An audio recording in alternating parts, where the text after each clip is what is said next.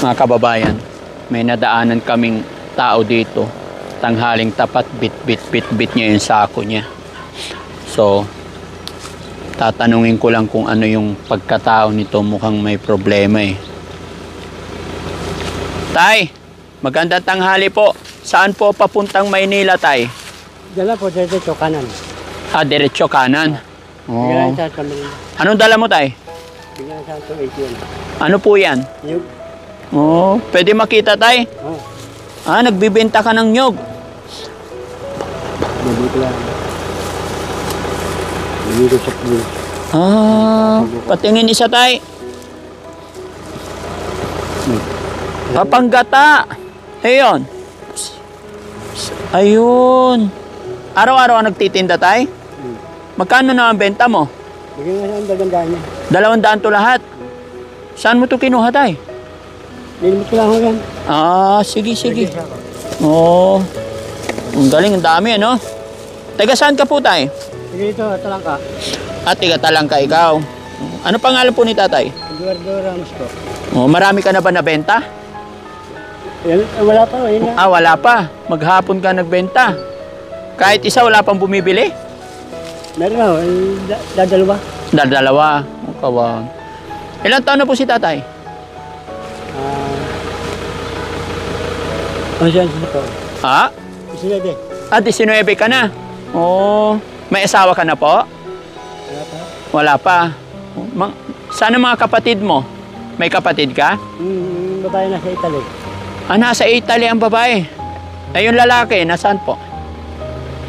Maynila ako. Nasa Maynila. Oh. So, ang hanap buhay mo, nagtitinda ng ano? Kumain ka na ba? Hindi pa nga ako eh. Ah, hindi ka pa nagla-lunch. Dala ako magmirinda sa... Dito may mabibilang kang pang-lunch. O, sige, bibigyan kita pang-lunch, ha? Ito. Magkano ba ang pang-lunch? 200 lang. 200 yung pang-lunch. Ano ba paborito mo pagkain? Soft drinks lang. Ah, soft drinks lang. Ano pangalan mo ulit, kuya? Eduardo Ramos ako. Eduardo Ramos. Mga kababayan, si Kuya Eduardo Ramos, 19 years old. Nadaanan namin dito at may buhat-buhat siyang sako. Yung pala, nagtitinda daw siya ng niyog, buko. Kaya bilhin na lang natin kasi sabi ni Kuya, hindi pa siya nagla-lunch. Kanina almusal, kumain ka na? Umagahan. Ah, umagahan. Anong ulam mo kanina umaga? Noodles lang. Noodles. Mahirap. O, ito. 100. Marunong ka magbilang ng pera? O, nakapag-aral ka ba, kuya? Sorry, nakapag-aral ka rin. O, ilan na yan? 2. Bilangin mo lahat. Yeah, 300. Bilangin mo, kuya. Tignan ko, marunong ka magbilang. Ayos na rin. Ilan na yan? 370. 370. Ayos na. Pa. O, ano ba gagawin mo sa pera? Bibili ko ng merienda. Merienda. Eh, hindi. Mag-lunch ka muna. Hindi ka pa yata nagla-lunch eh. O, tsaka bakit basang-basa yung damit mo? Hindi pa, salamat po. Oh, ito pa. Ayan. Ayan. Okay na yan? Ito pa. Halika. Para makabili ka ng pagkain. Ilan na? Bilangin mo nga ilan na lahat. Ayan. Ayusin mo pagbilang. Para hindi mawala. Ha? 70 po. Hindi. Ulitin mo pagbilang ilan. Sige nga. 1 2 3 Yan, 4. Ito 5. Nalito na si kuya. 6 7 770. Tama? O, ito pa. 800. Thank you. 900. Ito pa. Salamat. 1,000. Okay na yan? Sigurado ka? Ay, yung ano mo, sako mo.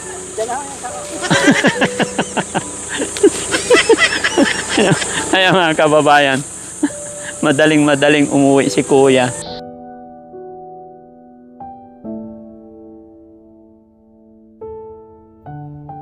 Kala ko taong grasa. Although may ano siya mga kababayan, mayroon siyang something sorry sa word na yon, hindi natin alam. Parang ano, iniwan iniwan na niya yung sako niya, mga kababayan. Tapos itong dala-dala niya sako talagang grasa na no? Pero ano yan, alam ko dyan mga kababayan, pinupulot niya. Pa? Oo. Saan niya kinukuha to, kuya? Pa? Hinahanap niya sa nyugan? Ano yun? Ano yung status niya? Po?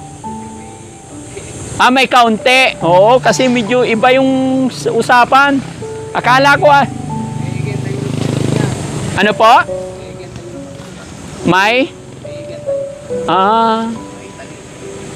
Ano po?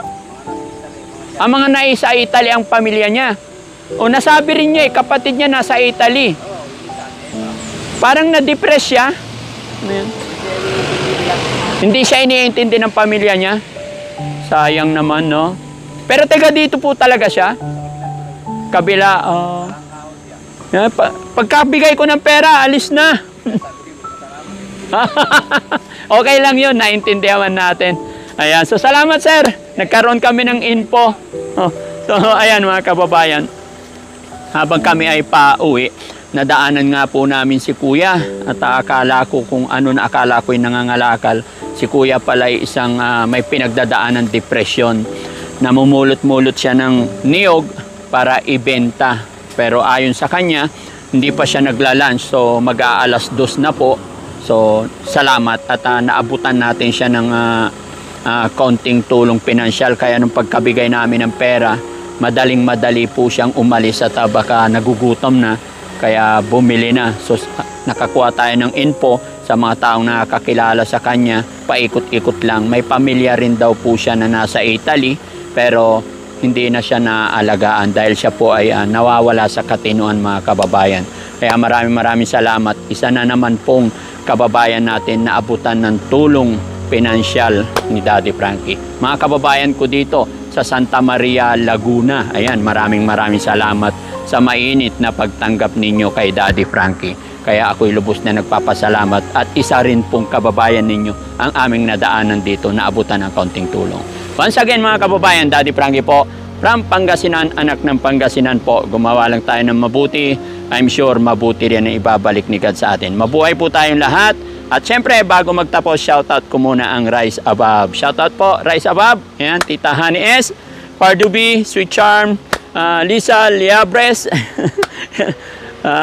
Lynn Garrido, Sweet Charm, Chari Pamitan. Hindi ko na maalala lahat, pasensya na, no? Si Istariray, ayan, shoutout po, pasensya na, hindi ko mabanggit yung iba. I love you all po, God bless. Pero mga kababayan, titignan natin kung anong laman nito. Baka kung ano na, baka may bomba. Grasa-grasa na yung sako niya Lumang-luma na. Ayun! Oo nga, no? Oh, panggata. Ayan, may mga sibol na. Pinupulot niya yung may sibol, no? Sige, maganda to. Karga natin mga kababayan.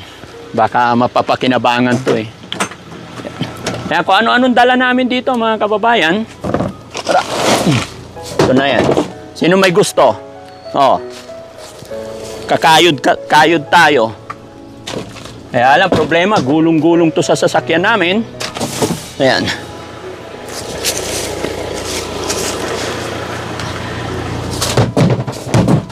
Masarap tong sabaw na to. Teka lang, iinom tayo ng sabaw. Gusto mo? Ha?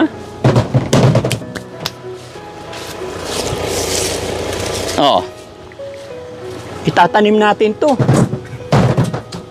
Pwedeng itanim to, di ba? Pwede ba itanim to? Yan. Iwanan na natin yung sako niya mga kababayan kasi magrasa. Animal na JC to, tinatawanan ako. Teka lang, maghugas tayo. May tubig ako dyan.